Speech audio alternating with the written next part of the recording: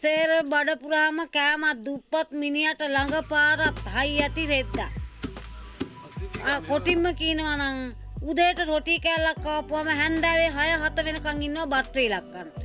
ඒ තරම් අපිට නෑ. අපි දුෂ්කරයි. රජෙන් ගොඩින් දීලත් නෑ, මඩින් දීලත් නෑ. රජයේ ඉඩමක් අපිට ලැබිලත් නෑ. ඉතින් අපි කොහොමද ජීවත් වෙන්නේ මේ පැටිපස් පරාණයක් අරගෙන මේ වල්ලලි සටහන් කරන රජේ? ඉතින් අපිට යන්ට එන්ට ලුණු මල්ලක් ගෙනෙන්ට, සීනි කිලෝ එකක් ගෙන්ට, තෙල් බෝතලයක් ගෙනෙන්ට අපේ දෙපය මාන්සි කරගෙන උදේ 8ට පිටත් වුණොත් හැන්දෑවේ 7 වෙනකන් ඉන්නවා ගෙදරට ගොඩ වෙන්න. කිලෝමීටර 7ක් අපි පාගමනින් උඩත්ව කියන වසමට යන්න ඕනි. අලි දුෂ්කරතාවය යනුවෙන් දෙපැත්තෙම අලි ඉන්නවා. අලි මිනිස් ගැටුම තියෙනවා. එනසමින් දුෂ්කර මාර්ගය කිලෝමීටර 7ක් පමණ තියෙනවා. ඉතින් ගමේ ජීවත් වෙන වේදම මේ වේදන් අංශ බලාන ගම කිතුල් මලක් කපලා තෙල් ටිකක් පාසගෙන හකුරු පැණි ටිකක් වෙළඳ පොළට දීලා තමයි ජීවත් වෙන්නේ. අනික ගොඩ හේන් කොටලා අපේ මුල්මා රස්සාව තමයි රැකියාව තමයි මේ ගොඩ හේම්. ජන සංඛ්‍යාවෙන් බැලුවොත් එහෙම 91 දෙනෙක් දැනට ඉන්නවා. පවුල් 35ක් තියෙනවා. අපි ඉල්ලා තියෙන්නේ කිසිම දෙයක් නෙවෙයි. දේශපාලන පැත්තෙන් කිසිම දවසක යම්කිසි ව්‍යාපෘති වැඩසටහනක් හෝ නාගරික දේවල් හෝ ජල කර්මාර කරන දේවල් හෝ වෙනත් නිවාස ඉදිකිරීම හෝ කිසිම දෙයක් මේ පවුල් 35ට තාම ලැබිලා නැහැ. ළමයි 11 දෙනෙක් ඉන්නවා. පාසලේ ගුරුවරු 3 දෙනා ඉන්නේ. අධ්‍යාපන කටයුතු 8 වසරට නිකන් තියෙනවා. එතනින් එහාට ගියාන් පස්සේ ඉතින් ළමයි නැහැ. එහෙම ගමෙන් මේ පිට යන්නේ නැහැ. ගමේම ඉන්නන් මාමන්නිගේ විවාහ වෙලා ගොඩ කුඹුරු වැඩ කළා තමයි ජීවත් වෙන්නේ.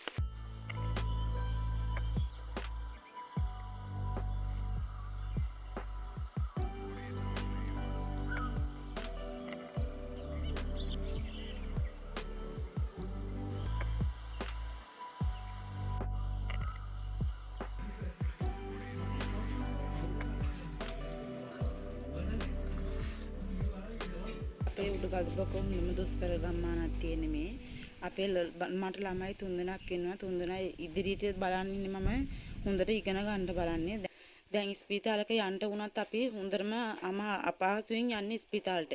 ඒ ගියත් අපි ඒ ස්පිතාලේ ඉඳලා එනකොට හොඳටම හවස් වෙලා එන්නේ. පාරවල අලි ඉන්නවා. එන්න බෑ. තනි මහත්තයා හරි එක්කගෙන යන්න ඕනේ. අලි මේ පාරේ යනකොට තනියම එන්න බෑ.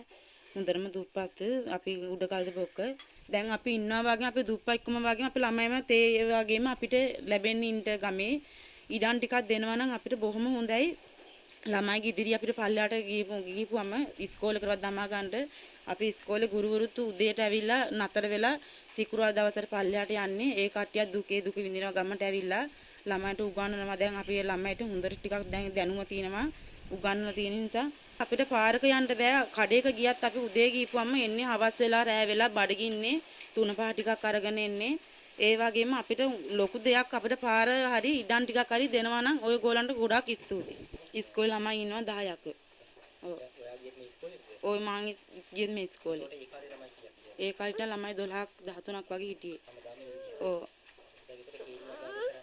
ඒ වගා කරනවා. ඒ වගා කරවල අපිට දැන් ඒවත් දැන් මේ වහිනින්ද ඒක කරගන්න හම්බෙන්නේ නැහැ. කරගත්තේ නැත්නම් අපි ඒත් බඩගින්නේ ඉන්නේ. ඔය පොලොස් ගෙඩියක් දෙල් ගෙඩියක් අරන් ගිහලා තමයි අපි කඩේට දීලා තුන පහ ටිකක් අරගෙන ඉන්නේ. ඒක සතියක් දෙකක් විතර වගේ තියෙන ගෙන කන්න පුළුවන්. ආදායමක් අපිට කොහෙන්වත් නැහැ අපිට. ඒ ඉස්සර හේන් කරපු විදිහම තමයි දැන් තේ ඉදිරියට කරගෙන යන්නේ.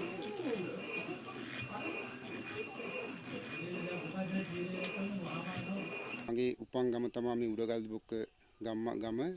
බොහොම පැරණි ගමක් මේ ගම. අපේ අත්තම් මුත්තලා ඒ කාලේ කියලා තියෙනවා අපිට මේ අවුරුදු දැනට වසර අවුරුදු 4500ක් වෙන ගමක්. ඒ ගමේ තමයි මම ජීවත් වුනේ. මගේ දෙමව්පියෝ දෙන්නයි මමයි. ඒ ඉඳලා මේ ගමේ ජීවත් වෙන්න අපහසුයි.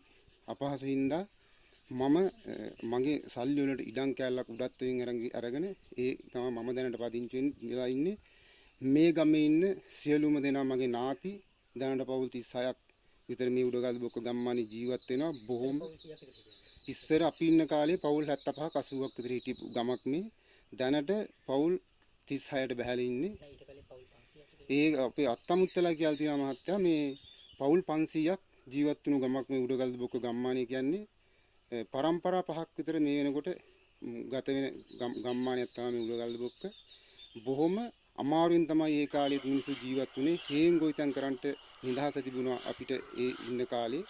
බොහොම දුරට අපි අක්කර 2-3 හේන් කොටල හොඳට ඉරුඟු කුරහන් මෑ කරල් බණ්ඩක්කා මේ සියලුම දේ හදාගෙන අපි ජීවත් වුණා ඒ කාලේ. කුඹුරු ගොවිතැන් එදා තිබුණු තත්ත්වෙම තමයි තියෙන්නේ. එදා කුඹුරු වල විසල් බුසලක බුසල් 15 20 පැහුනේ. දැන් මේ මට හිතෙන්නේ දැන් මේ කුඹුරක විසල් 4-5වත් පැහෙන්නේ නැහැ. ඉතින් මේ පැත්තේ විතරයි. මේ උඩගල්බොක්ක ගම්මානේ විතරයි ওই වී ගොවිතැන බොහොම දුරට අඩු වෙලා තියෙන්නේ. ඉතින් මේ දැනට ඉන්න මේ පවුල් ටික බොහොම අපහසුතාවයෙන් ජීවත් වෙන බව මට පේනවා. මොකද මම මාස 2-3කට සැරයක් මහත්තයා මේ මගේ ගමට එන උඩගල්බොක්ක. මම උපන් ගම, මම ජීවත් වුණු ගම.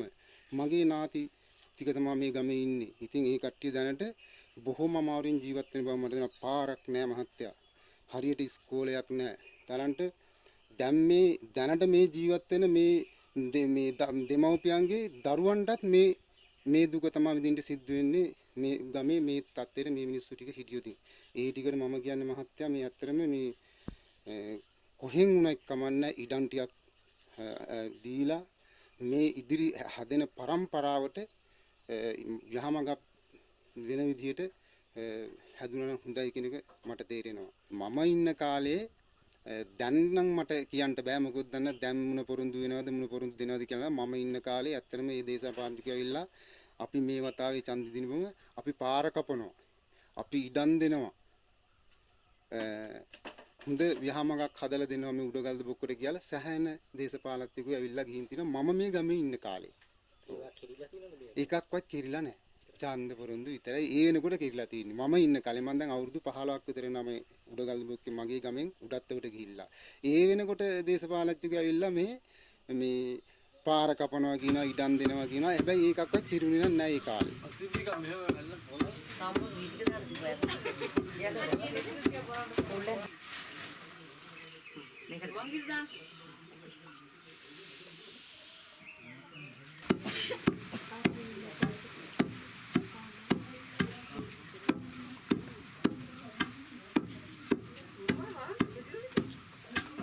සවුන්දා දවසට පොලොස් ටිකක් කොළඹට පොළට අරන් ගිහිල්ලා බඩු ටිකක් ගෙනාවිල්ලා අපි කන්නේ අපි තලප වේලක් කනවා බත් වේලයි කන්නේ අපට ගොඩ කුඹුරු තිබ්බට සෙර මේ නෑ අලින්ගෙන් විනාශ වෙනවා.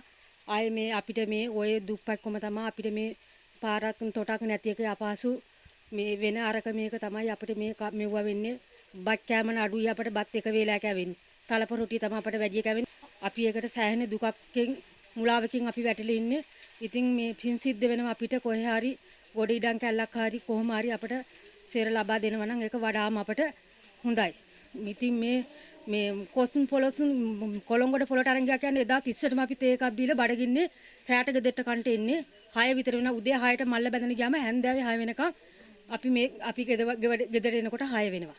ඉතින් අපි ඒ තරම් දුකකින් මුලාවකින් අපි මේ කාලේ ගත කරන්නේ.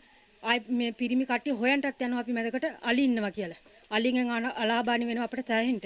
ඉතින් ඒක දුක සැප ඔබතුමාට පින් සිද්ධ වෙනවා නම් අපිට කර දෙනවා නම් වඩාම අපිට ඒක හොඳයි. අපිට හැඩයකට මේ ගුරුවරු හිටියට ළමයින්ට මේ උගන්නන්නට තත්ත්වයක් නෑ. අපි ඉස්කෝලේ වල ළමයි 10යි 12යි ඉන්නේ. ඒ වගේම අපහසුයි. ගුරුවරු දෙන්නත් තුන් දිනක් ඉන්නවා. ඒ කට්ටියටත් මේ වගේ ඇවිල්ලා ඉන්න අපහසුයි. ටීචර්ලාට උනත් ඇවිදින් ඉන්න අපි ඉස්කෝලේ වල අපහසුයි. පාරක් තොටක් නෑ, කඩයක් නෑ. ඒ කට්ටියක සබ පාසුකම් බලන්න කිසිම කෙනෙක් නැහැ. ඔක ගෙදරකට ගිහිල්ලා වීමලු පහක් ගන්න තියනවද කියලා අපි ගෙදරක කුරාම් මල් ගන්න තියනවද කියලා බලන්නකො අපේ ගෙදරක.